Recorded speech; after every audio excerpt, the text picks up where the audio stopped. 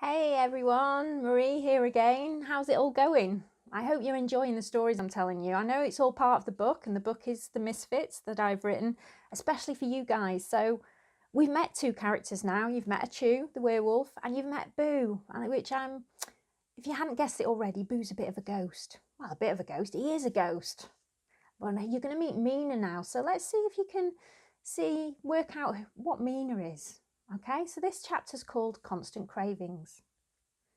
I told you to come down to dinner, young lady. Now, open this door and take your position at the dinner table with your father and me. I'm not hungry, Mina said again, leaning her slight weight against the door, arms folded and chin pressed into her chest, her face defiant. Don't lie to me, Vladimina. Get downstairs now. That is not a request. No, Mina said, then held her breath, as she envisaged her mother's grim expression and calm countenance. She could hear her foot tapping and the imperceptible sound of her mother flicking the ends of her fingernails. Why do you insist on doing this every night? You know how it ends. I will win and you will be deprived of something you care about. So, why don't you save yourself the upset and do as I say? Mina opened her mouth to retort her staunch refusal, but stopped herself. As much as she hated to admit it, her mother was right. It was she who would suffer, and her mother would take great pleasure in depriving her of the things she loved. All things that any self-respecting vampire wouldn't be caught dead with. But Mina wasn't a typical vampire. In fact, Mina hated being a vampire and did everything in her power to make herself less so. The trouble was, to survive, she needed blood. At least she still had some control over how she consumed it, but that would change soon, and she was dreading it. Mina had no canine teeth, no fangs, just gaps, and so was unable to feed. Being the daughter of the Counts, and hence the first family in the vampire community, to her mother this flaw was unacceptable. Mina's father was less concerned. Her mother, to save the perceived humiliation of having a deformed daughter, had ordered prosthetic fangs, and they were due to arrive in a few weeks. Mina was dreading it, as it was going to make it nigh on impossible to switch out her human blood dose for the pig's blood, which the cook always took care of for her. Well, I'm waiting, Mina's mother's clipped voice sounded through the door. Mina looked around her room, at her collection of paints devoid of her favourite colours, and settled on her laptop, the cover decorated with brightly coloured flowers. It was her only connection with her world and her friends, and she sighed. Okay, you win, she said, and opened her bedroom door and slouched out.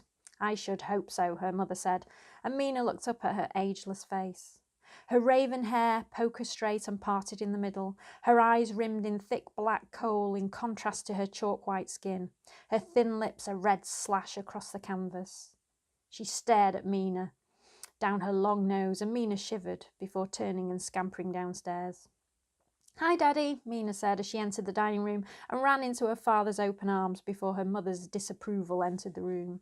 Hello, my flower, Count Lugosi said. Have you been fighting with your mother again, Sherry? Mina nodded into her father's shoulder and inhaled the smell of him, cloves, copper, and a hint of decay. She did love that smell. She then pulled away quickly as her mother's metal heels clacked on the marble floor.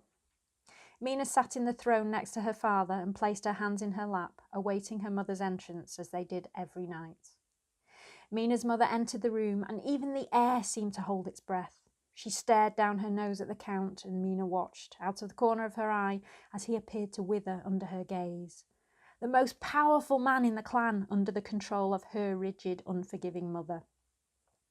Mina reached her small hand out and squeezed her father's large one, a hand that had brought many to their knees. Her father squeezed back before releasing it and gently nudging it away. Mina looked up to find her mother staring at her, a frown furrowing her usually motionless face. Mina assumed her original position, and the frown disappeared, and her mother nodded. Her mother's manicured hand then reached from within the bell-like sleeve of her black sheath dress, and the long, thin fingers, topped by crimson-pointed nails, wrapped around a silken cord, and with barely a movement she pulled. A deep, sonorous bell sounded around the castle. As if from nowhere, Klaus, the cook, appeared and winked at Mina, as he always did. Mina had to fight the urge to wink back. Klaus knew how grateful Mina was and how, between him and the Count, they managed to give Mina the blood she wanted, all unknown to Katerina, Mina's mother. "You may serve us now, Klaus," Katerina said as she assumed her position on the right of the Count. Klaus nodded and disappeared. Dinner, for a change, was an uneventful affair. Mina was braced for the usual tirade from her mother over her choice of food, salad, rather than the expected, raw steak, but it never came. This was one area where the Count had stood up to his wife and won. It didn't stop Katerina berating her daughter or telling her how much of a failure she was as a vampire, her rationale being that she would get her way eventually. Initially, Mina relaxed and enjoyed her mealtime with her parents, a very rare occurrence. But there was something about it that wasn't sitting well with her. A little alarm bell in her head was trying to make itself heard. Mina pondered this and watched her parents over the top of her glasses. Her mother's hand kept straying to her father's, and the Count had his head cocked towards her mother, his chin lowered as they talked in hushed tones. Nope, they hadn't been fighting, Mina thought. Quite the opposite, in fact, by the look of them. Besides, Klaus would have forewarned her if they had, as being in a room when they had fallen out was not a wise decision, and at times like those, Mina ate in the kitchen with Klaus. Mina didn't have to wait long to find out what was on her mother's mind. Once Klaus had cleared the dessert plates and coffee had been served, she cleared her throat, placed both palms on the table, and looked at Mina. Uh-oh, this wasn't good, Mina thought, shifting under her mother's intense gaze. "Vladimina, I have a surprise for you," Katerina said, and Mina groaned, drawing a chuckle from her father and a frown from her mother. "What is it?" Mina said, her shoulders slumping in the inevitable surprise that only her mother would like. "You could sound a bit more enthusiastic, young lady." Mina didn't reply. Undeterred, her mother continued. "I know we weren't expecting them for a few more weeks, but your prosthetics are finally ready and we have an appointment to get them fitted in a few days."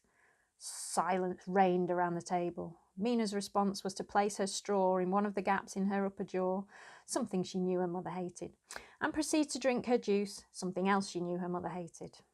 "Aren't you pleased?" her mother said, as she snatched the glass out of a now slurping Mina's hand. "Why would I be pleased?" Mina said, and folded her arms across her chest and slumped back in her chair. "I don't need them." "Of course you do. You're supposed to be a vampire and you can't call yourself one if you can't feed." "In your opinion," Mina said, looking up at her mother over the top of her glasses. "In all opinions," her mother said, and slammed her hand on the table. "Back me up here, Wilhelm." The Count just shook his head and leaned back in his chair to watch. Fueled by her father's response, Mina said, "I am a vampire. I was born a vampire, and just because I don't have fangs and choose to live my life in a more peaceful way does not make me any less a vampire." She looked at her father and he smiled at her and nodded. When she looked at her mother, however, it was a different story. "How dare you?" her mother said, standing up so she towered over Mina. Mina shrank down in her chair.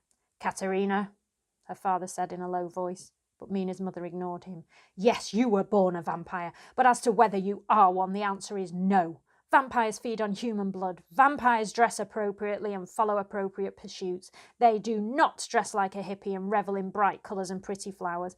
The sun is not the friend of a vampire. You are not a vampire, Vladimina, and that school is doing nothing to change that. Once those fangs are fitted, things are going to change around here, and you will assume the behaviour and countenance of a vampire heir, whether you like it." "Katerina, that's enough," the Count said, and stood up. "I will not have you belittle my daughter, our daughter, in such a way. I am ashamed to call her my daughter, but that is about to change." A deep growl echoed around the room as the Count's face morphed. Mina burst into tears and fled the room, knowing what was to come. It wasn't just the thought of the fighting that regularly ensued between her parents that had Mina sobbing into her pillow, her favourite teddy pulled close, but the thought of what was to come once she had her fangs. There was no avoiding it then. Her mother would make her drink blood. Human blood. The old-fashioned way. School tomorrow, Mina thought. Maybe being back at school would delay things, especially if they refused to grant time off for her prosthetics fitting. So, what do you think of Mina? Mina is a really popular character. A lot of people like Mina. I think Mina's more like me, very feisty. But I'll leave that for you to decide. You've got one more character to meet before we proceed into the full story. So next time I'm going to introduce you to Zoe. Take care till then.